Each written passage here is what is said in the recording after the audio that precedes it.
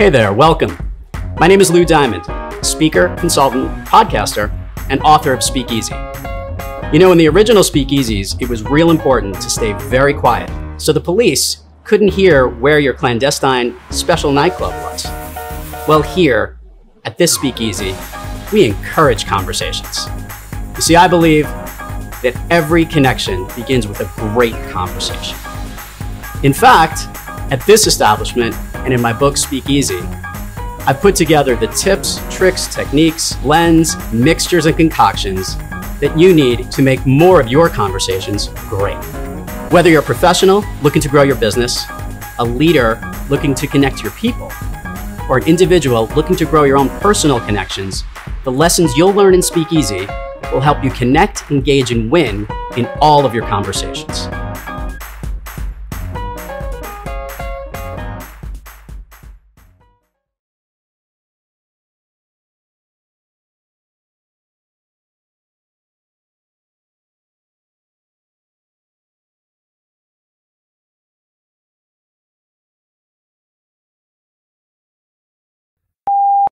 Well, off the top of my head, I'd say you're looking at a Boski, a Jim Brown, a Miss Daisy, two Jethros, and a Leon Spinks, not to mention the biggest Ella Fitzgerald ever.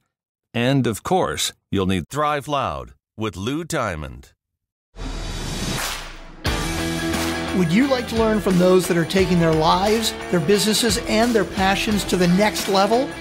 Best-selling author of Speakeasy and master connector Lou Diamond is here to connect you to some of the most inspiring and amazing people on this planet.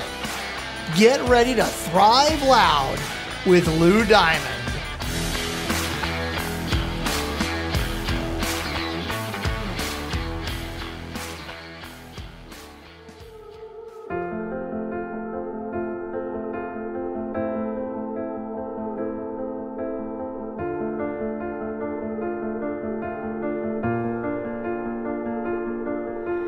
I keep fighting voices in my mind that say I'm not enough. Welcome, everyone, to another spectacular episode of Thrive Loud with Lou Diamond, connecting you to the most inspiring and amazing people that are thriving each and every day.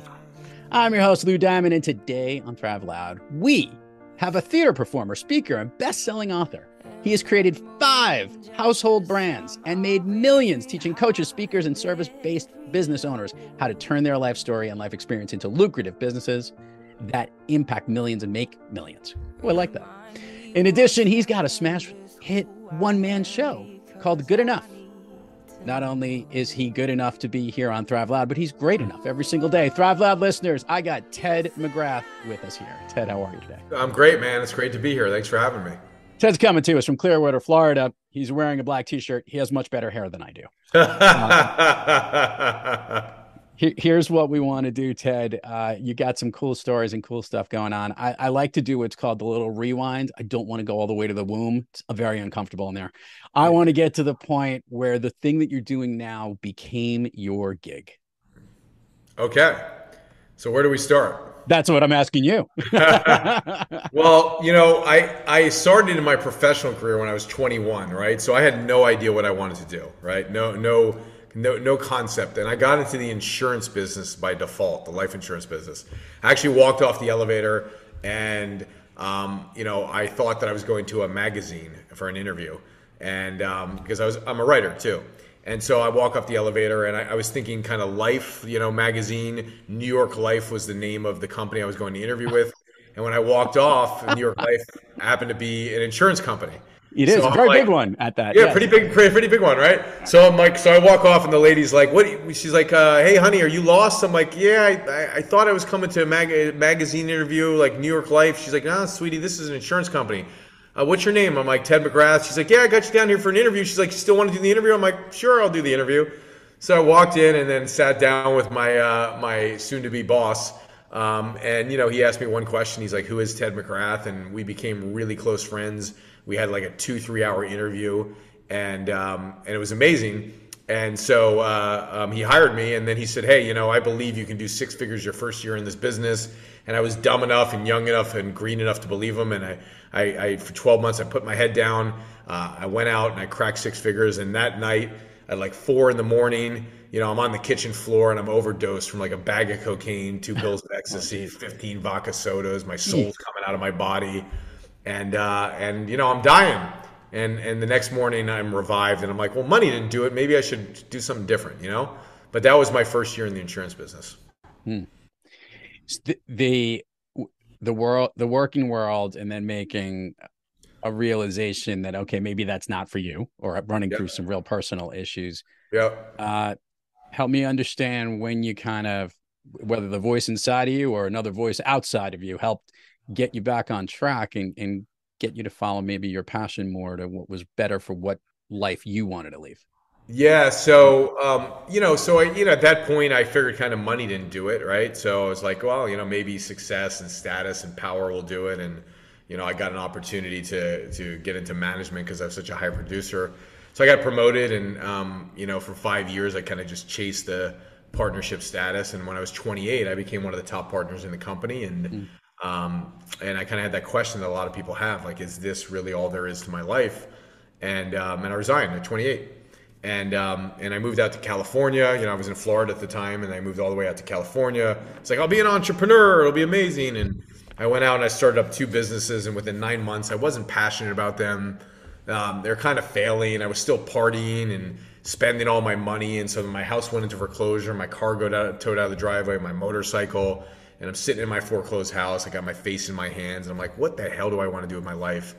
And that was the time where I realized, I did have some skill sets. I had like 8-9 years of sales skills. And I was a leader in the company where I was training people on how to build businesses. And I was a good coach. And so that was the point where I realized, hey, I want to speak. And I just decided I wanted to build a speaking business. And I started to do seminars. Initially I bombed. And then, of course, I built my seminar business up over time and built it really successful. And, here we are. So here we are. Let's go through this component. And one of the things that you do is that you help coaches and speakers and service-based business owners, solopreneurs thrive in their own business. How do you go about doing that? Yeah, so the first way I do it is kind of like I have 2 brands. One's called Speak to Millions, and one's called Message to Millions. I also have my one-man play where I play like 12 characters on the stage. That's called Good Enough, but that comes from my whole life of never feeling good enough and, chasing after the success and then eventually finding my dream. And so when I started to lead seminars, I was like, after a little while, I got really good at the speaking thing and I wanted to help other speakers. So in Speak to Millions, I help other speakers get booked on stages. I help them, lead their own live events, and I teach them how to present, how to story tell, and all the things they need to do to be a speaker. So my speaking business did great, built it to 7 figures, but realized it was really limited. And this was 9 years ago or so. And at that point, I was like, for me personally, I want to get my message to millions of people, and I really want to learn how to build a business online. So I started working to build my business online, and I started to learn that, wow, I could advertise and put $1 in and make $4 back cash in the same week.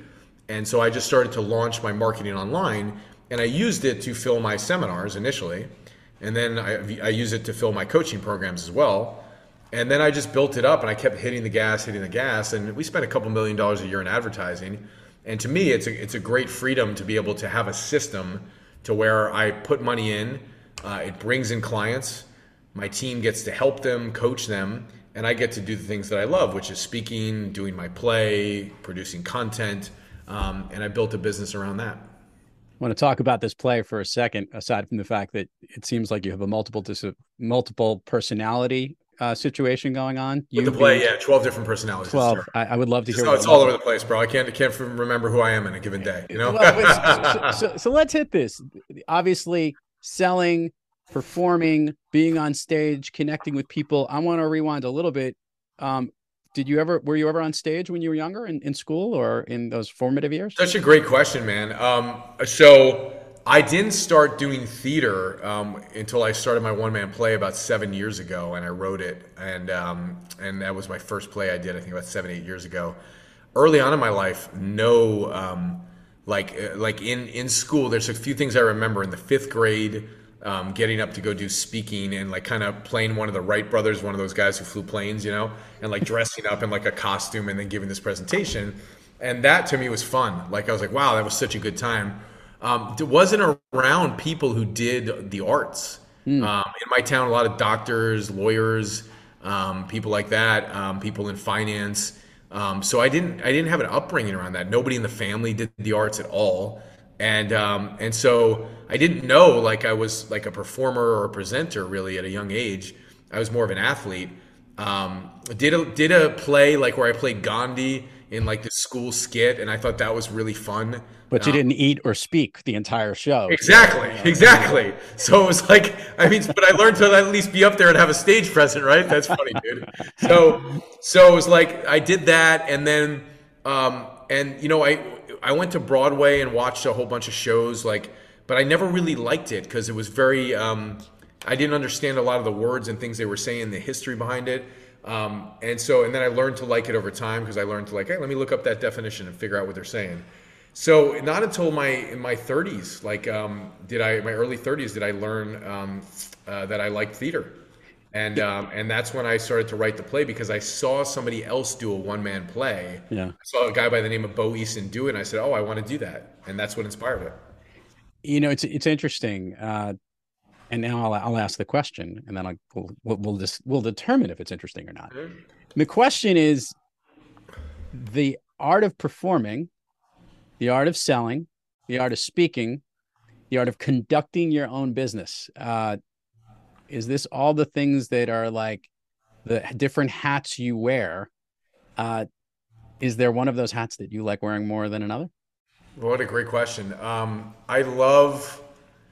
Yes, there is. You know, I love performing. I love that. And I do also love speaking. So they're different, right? Mm-hmm. So I just got back from Scotland. I did 14 shows in the course of 3 weeks. And I got to meet people from all over the world. There's the big Fringe Festival there, the Edinburgh Fringe Festival. So it was very cool because I had people from a different audience from Scotland and from England and from Australia and from the US. Is 70 years old, 20 years old. So I got to go to a totally cold audience that knows nothing about me. Some people knew I was over there who were fans and came, but for the most part, it was 90% cold. And it was such an amazing experience, right? To go from somebody who leads big events, you know, and speaks for large audiences to go to, you know, a 50-seat theater and do it with a completely cold audience. And I loved it. Yeah.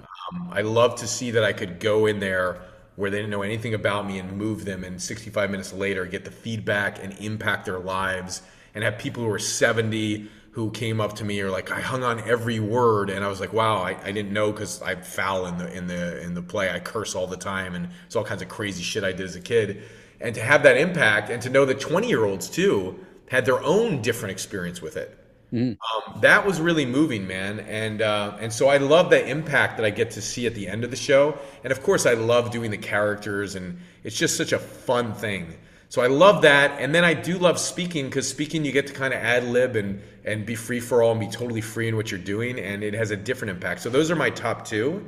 Mm-hmm. Marketing's probably on the bottom. Yeah. It's only a means to a dream for me. That's all it is.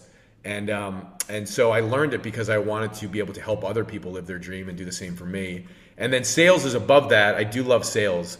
That has a place in my heart for just really teaching people, you know, how to sell. And I think it's important to sell people on their future and their goals and their dreams. So I like that too. When I ask this question, have you ever thought that all these superpowers that you had were always formulating, but they were just looking for a different outlet? But it's really all the same message. Yeah, it's a really good point. It's so interesting you say you're great at interviewing, by the way.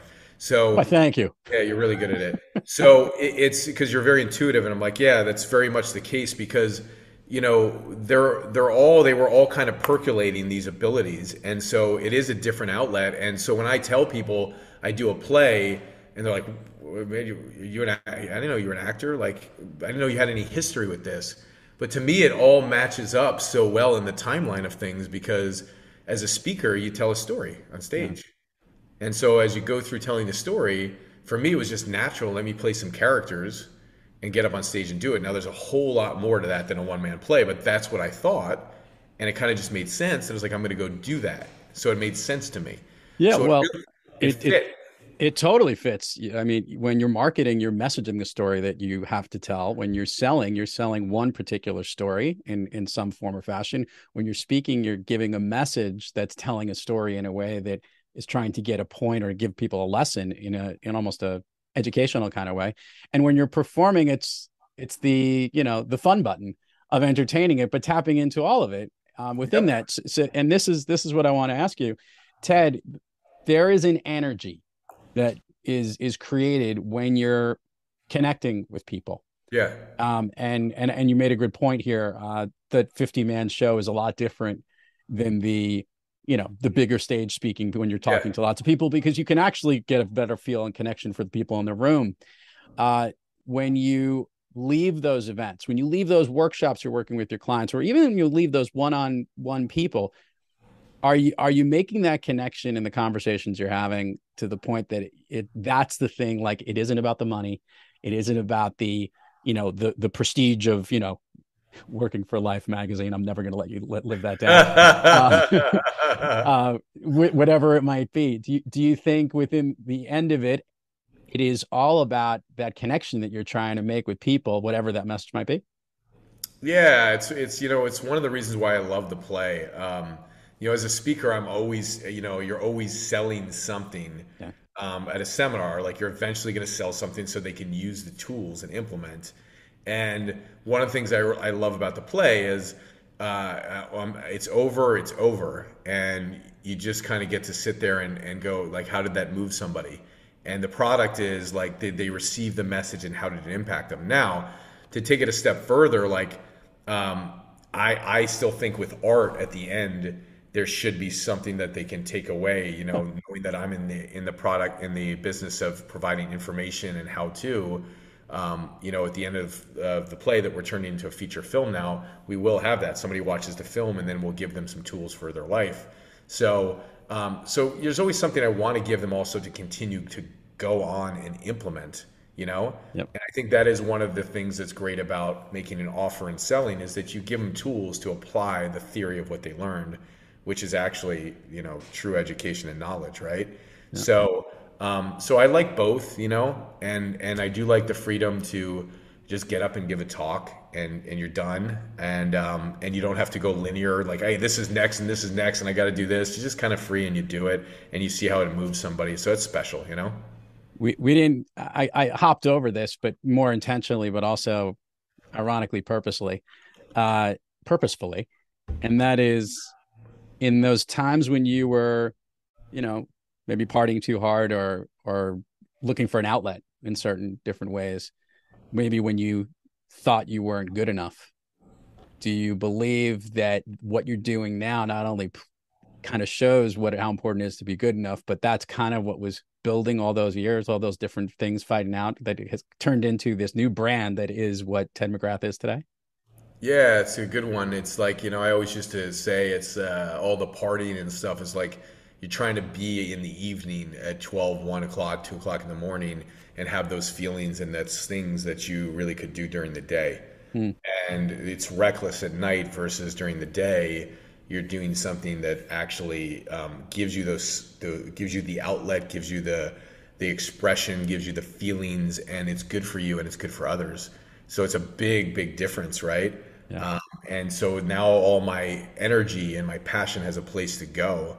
And that was a big shift for me and change. And it's just something that I want everybody to have, because once you get into the business of doing things, not the business like services, but into the actual doing of something that you love, you realize, wow, I do have the ability. I am good enough to do this thing.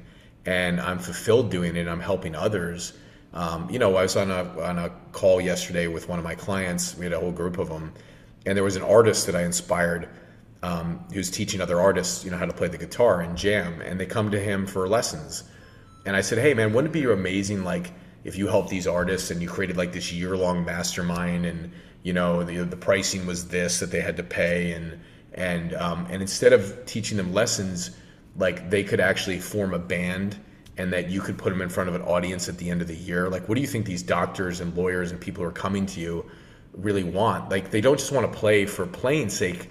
Even if they were to play for one person, like, art's meant to be experienced by people. Yeah. And he said that would be amazing. And he sold his first like $20,000, package. And he broke down into tears as he was telling me this, because he's like, man, as an artist, I was told I never could get paid for my work. I could never do this and never do that.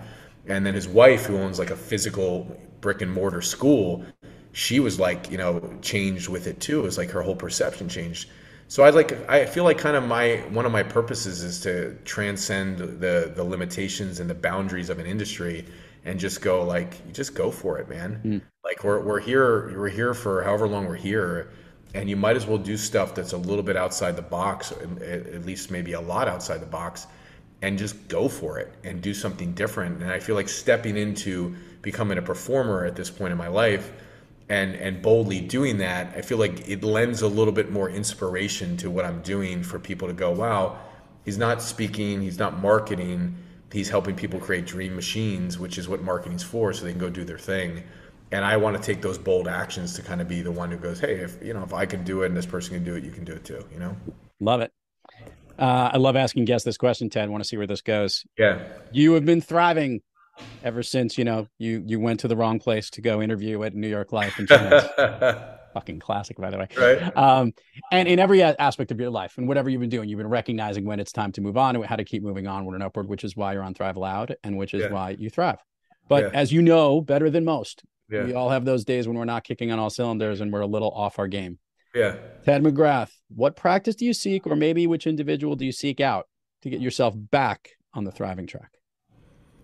It's a good question, because, it's not like building a business isn't easy. I think people maybe watch from the outside and they see, oh, this person's making millions or they're doing whatever. But, I've done about 29 million in sales in the last 3.5 years, and, we're doing well as a company. And it's like, as you grow, you just have different things you need to learn, So for me personally, I'm always learning new things. So if there's somebody who's doing it better, or there's somebody who's doing it smarter, I want to seek out those people, and I want to figure out, great. So like, as you grow in business, like, what's the best way to structure a company and organize a company, as I'm doing this play, like, I seek out, people. My directors, he's a 9-time Broadway star, So I'm like, I want to learn from him. He was the Phantom on Broadway, So I seek out people who know these things in these areas that I want to know. And I somehow pull them in, because I go for kind of crazy things. My girlfriend's a great actress, and so I get to see what she's doing in that field, in TV and movies. So I try to set a big vision, which I do, and then as I go forward with it and smash myself against the wall here and there, I learn, but I pull in great people. Yeah. And that's kind of where I'm at in my life, is like, okay, if I can surround myself with great people, I can win. And also realizing at the end of that, with all the people that I pull in, I'm still the leader. Like, I'm the one who's boldlessly gone into different industries. So I make sure that I don't discount the leadership I have and the knowledge I have and the wisdom that I have, because I may pull somebody in who's great in another field, but I've managed to be successful in a lot of different areas. So it's knowing to be the leader of your dream still, while taking the input of people with the systems and the ideas and the professionalism they have, but making sure that, like, I'm the one who's taking my own advice at the end of the day. And I think that's the most important thing to thrive. Love it. Let's do the admin part of the show, Ted. Share with the listeners all the places people can find you, websites, URLs, social handles. We will put it all in the show notes, but it gets way more engagement when they hear it from you. Yeah, you can go to tedmcgrathbrands.com, brands.com. We just put up a new website literally yesterday. So you can go check that out, and has all the different stuff on there, message to millions, speak to millions, all good enough, all that. So you can go there, and then my Instagram handle's at Ted McGrath Official. So you can go there and just check it out. You go to our website, there's a bunch of cool stuff that you can check out, and some free gifts and things, and snag it. Gosh darn it, the community of Mavericks. I mean, my goodness. And look You how like that? look how good looking this guy is. All the listeners will have fun to get a Yeah, chance to see and this. we got this cool event coming up, Speak to Millions. So when you go to the website, click on Speak to Millions, Yep. you'll see we're doing an event in December that's for speakers. So check that out as well. Well, look at that. I'm very apropos. I will do it as well. And it's in Tampa, which is always fun. Are you ready to go down Fun Street, Mr. Ted McGrath? I am ready, man. Let's do it. Okay. So even before I ask you what your all-time favorite movie, or in this case, maybe a favorite streaming show is, before I ask that question, I want to give a shout out to a one-man show that I just saw on Broadway, which just went off. And I think they went for, like, if I'm correct on this, it was like 160 straight days. It was called Just for Us. It was with comedian Alex Edelman, who I think writes for Stephen Colbert. Wow. Freaking brilliant. It was one of the best, just a storytelling way of using comedy and many of his own idiosyncrasies. Go check him out, Alex Edelman. I will start with you. Yeah. He's coming on the show soon. So Love it. All right. That being said, can you share with us one of your all-time favorite movies or streaming shows, whatever? My all-time favorite movie is Scent of a Woman. Okay. Al Pacino. And why does that movie connect so much with you? One, his character is extraordinary. I think the journey that his character goes through as, like, a general or a colonel in the army, and a guy who was, like, at the top of his game, but still not happy then. He goes blind, and then later in life, as he's washed up, he meets a kid that he ultimately mentors a kid, but the kid kind of mentors him. And I feel like my relationship at 21 years old with my mentor, it kind of really, really relates to me, of like that mentorship and that friendship that one would develop is really powerful. And the guy's amazing. It's an amazing performance. It's an amazing story. Yeah. And it's beautiful because, like, what he really wants, Scent of a Woman, you can see how crass he is throughout the thing, but he's kind of a poet. And also what he really wants is he wants a woman. He wants a woman to love him, and he loves women, this guy, He certainly does. He loves women, right? The way he talks about it, but he really, like, people would watch it and go, but he's really, if you watch underneath it, he loves women. He wants a woman, Yeah. So it's a really great story. And then I like stories that have courtroom stuff, like Few Good Men was like that. Scent of a Woman has a courtroom thing at the end where there's this big moment. So I just love it. I watch it over and over again. I also used to watch it with my dad, so it's a cool one. Chris O'Donnell, it's underrated how good he is in that role. Amazing. That scene in the hotel room, when he tries to stop him from killing him, is pretty good, and it's all good stuff. Phenomenal. He did phenomenal in that. And for good humor, to watch it over and over again, just go back to the Thanksgiving scene, which is just absolutely the most incredible most uncomfortable family scene in your entire life. Oh my God, that's the best one, isn't it? what he says to his nephew's wife, or to his nephew, is just absolutely so wrapped up in the sugar business. I won't say the rest. You got the rest. Yeah. Got the taste of real honey. That is Pacino down there too. That's awesome. Ted, we're going to do the speed round here. Here's what I'm going to do. I want to ask you questions. I want the first thing that comes to your mind. Yeah. These are things that lift you up, that motivate you, that make you feel good, that basically make you thrive. Say that again. They are things that motivate you, make you feel good, make you thrive. I'm going to ask you one by one, and you just get the first thing that comes to you. A great movie. Oh, I didn't even ask you the question yet. I'm just giving you the build-up. Go ahead. I wouldn't do it that fast. That would be mean. All right, Ted. Of late, a song that you love to listen to, or one that pumps you up. Oh my God. Well, there's one that I have right here that I was literally listening to this morning that I love. It's called "You Say" by Lauren Daigle. It doesn't pump me up. I just think it's very awesome. I just love listening to it. It's very cool. Yeah. I know that song. Good song. Yeah. A favorite food that is not a dessert? Pizza. Favorite dessert? Oh, dude, I'm not a dessert guy, bro. Well, what would you have if you finished your pizza? What would you eat afterwards? It could be like a carrot. Well, you know what? Back in the day, you know what I loved as a kid at an Italian restaurant? A cannoli. Oh, who wouldn't like that? That's not dessert. That's a meal in itself. You're good. You can have one. An activity you wish you did more of?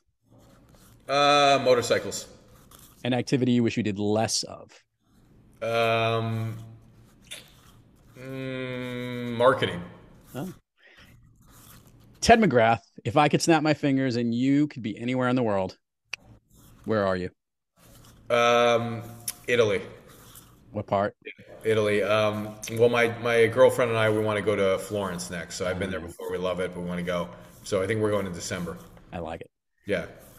Everybody check it out. This guy's more than good enough. He's pretty freaking great enough. Ted McGrath, all the links, all the stuff will be on the show notes. Thank you so much for coming on Thrive Loud. Totally crushed it, and continued success to you and all the millions that you're helping with everything you do. Thanks for having me, buddy. I appreciate it. It was great to be here. You got it. And to all our listeners out there, thank you for joining us. And until next time, keep moving onward and upward. And remember, be brief, be bright, be gone. When I can't feel a thing, you say I am strong. When I think I am weak, you say I am held. When I am falling short, when I don't belong, oh, you say I'm yours. And I believe, what you say of me. I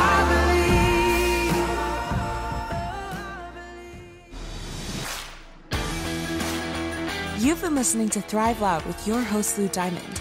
Check us out on the web at thriveloud.com and follow us on Instagram, LinkedIn, Twitter, and Facebook at Thrive Loud. And check us out on the Good Pods app at Thrive Loud, where you can follow, listen, and connect directly to Lou and all of the Thrive Loud episodes. Thanks for listening.